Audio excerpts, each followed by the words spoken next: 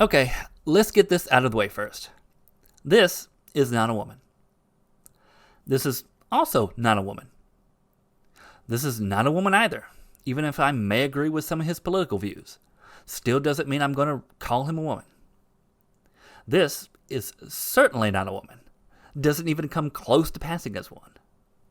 And then, of course, oh God, just no. No. And to make sure I'm not picking on one side, this is not a man. Sorry, Ellen Page. Elliot. Just because you throw on some men's clothing and announce you're a man doesn't make you one. You're a woman. Deal with it. Now, back to the others.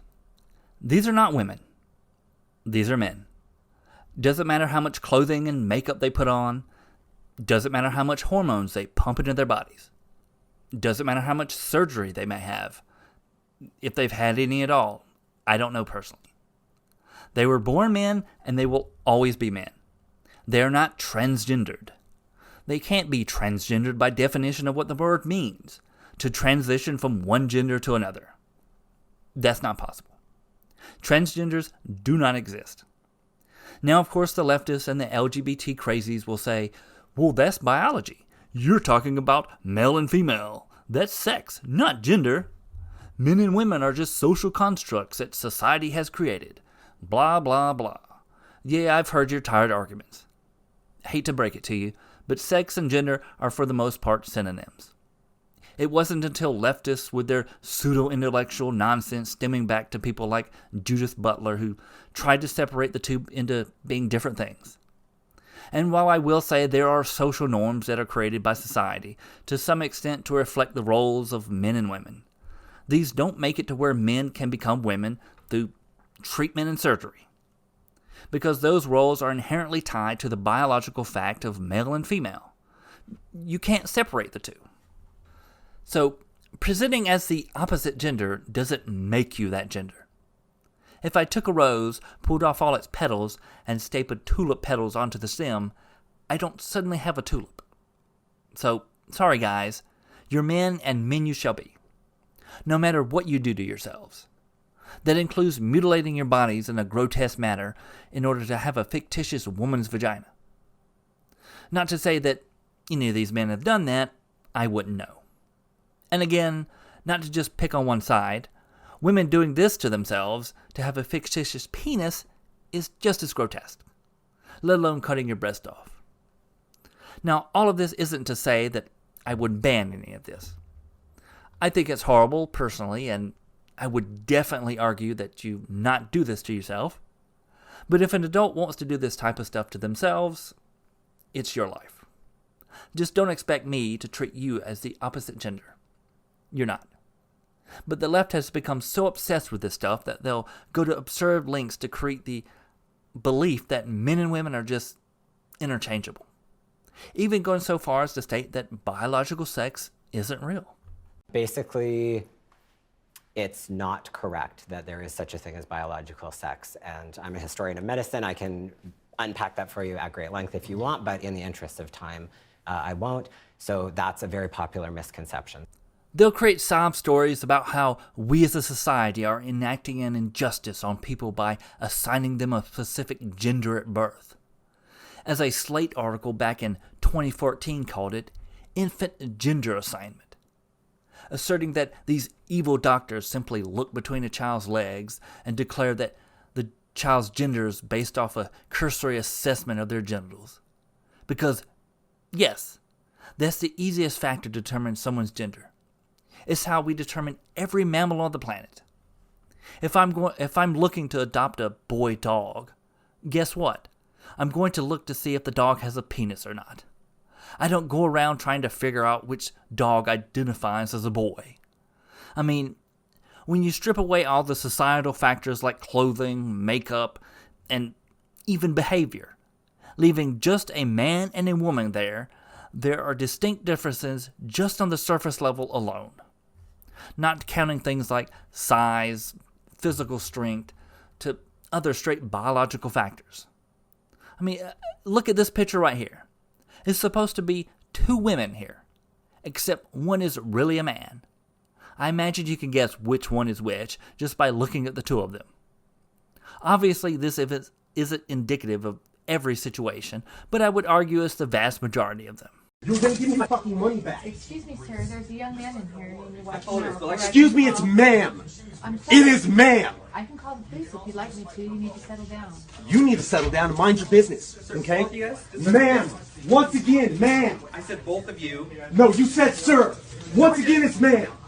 So, just because we have societal things we use to accentuate the differences between men and women, that doesn't take away from the biological foundation in which we place those societal things. And just taking them from one gender and slapping them over the foundation of the opposite gender doesn't make someone transgendered, no matter what Oreos may tweet out. But the further glorification of the transgender movement as a protected class that must be defended at all costs is just leading the leftists and the woke ideology to just toss out all the obvious evidence of the difference between men and women. They're all saying, are you going to believe us or your lying eyes? So they'll just say the most insane things.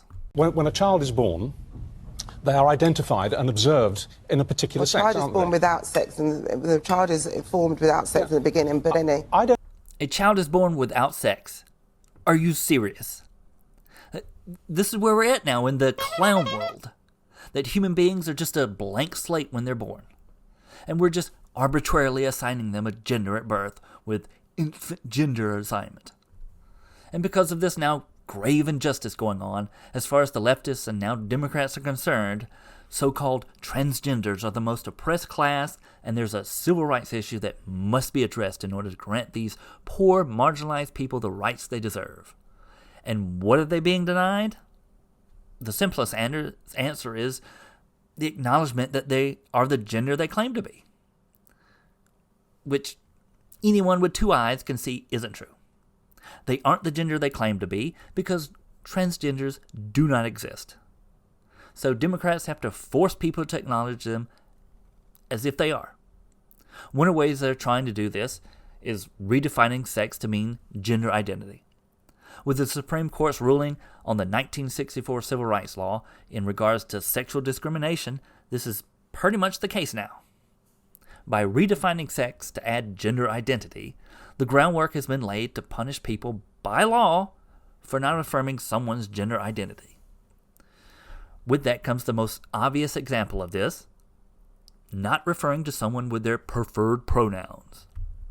I mean, this was already something Democrats were doing in their own cities, with the example of New York fining people to upwards of $250,000 for not using someone's preferred pronouns. And now with the so-called Equality Act poised to make it straight up illegal to discriminate based on gender identity and sexual orientation, Democrats are forcing the vast majority of the population to either accept a lie or be punished. Because despite what Democrats and the far left may say, only 0.6% of the U.S. population identify as quote-unquote transgender. But they would have you believe it's much higher and that these people are constantly under threat of harassment and oppression. Using all that as a means to create a civil rights movement in order to justify things like the Equality Act. But it's not a civil rights movement. You know what it is? Transgenderism is a fad. I mean, that's what it is. It's a sick and dangerous fad that is being pushed by woke leftists and the Democrat Party. Both for their own reasons, sure, but it's everywhere now. In the media, corporations, the government, to even schools. Telling people that they can just identify with whatever gender they want and people will tolerate it. Even teaching children that they're one gender trapped in the gender of another body. If someone asked me why I used to be a boy and now I'm a girl, I would say that I have a girl brain and boy body, and I think like a girl, but I just have a boy body, and it's different than you. Is it okay to be different? Yes. You like it? Because why? It's okay to be different. It's okay to be different because it just matters who you are. It doesn't matter if you're different than anybody else. It just matters if you're having a good time and you like who you are. This is pure nonsense. You are what you were born as. But leftists have promoted and cultivated such a culture around being so-called transgendered that to come out as transgendered is to garner praise and recognition as being stunning and brave. I mean, are we really supposed to believe that people like the Wachowski brothers were both born transgendered or assigned the wrong gender at birth? I mean, give me a break. It's a product of the woke media and Hollywood environment they find themselves in, which is an area that's all about seeking attention. And in a world of social media where everyone is looking for more and more attention, people will do whatever they can to get it.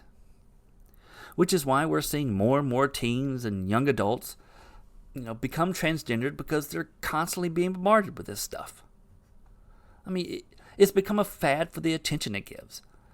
And when you have teens growing up still trying to figure out who they are in the world, feeling awkward and even in some cases confused, you get this leftist propaganda in the form of gender studies that teach kids this stuff. In some cases even straight up telling them that they're a different gender. Of course they're going to start thinking it. Especially when it gives them the confidence boost they've been craving from people, when they applaud them over it. And even worse, this cultural infatuation with transgenderism overshadows the very real mental illness that some of these people have. Gender dysphoria is a real thing, and it shouldn't be disregarded. But places like the WHO removed it from its list of mental illnesses to underplay the legitimate issue of it.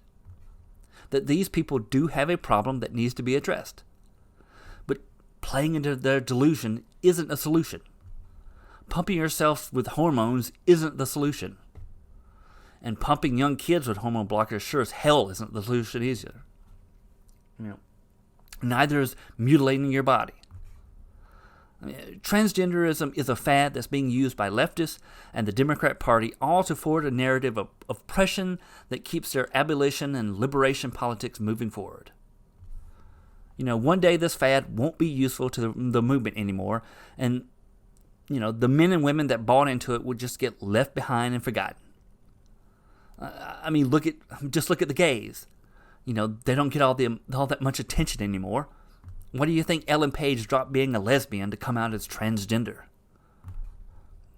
And one day people will look back and say, how the hell did people ever think this was a woman? How did we ever let men take over women's spaces, whether it's winning women's awards or women's competitions? How do we let a mentally ill man step into a ring with a woman to beat them to a pulp? These people were never women. They were and always will be men. Transgenders do not exist. Hey, thanks for watching. If you liked the video, please like and subscribe. Also, look me up on other social media sites, as I'm on most main and alt-tech platforms. Definitely look me up on Gab and subscribe to me there, as Gab is now the alt-tech place to be that we all need to support. So, thanks again, and God bless.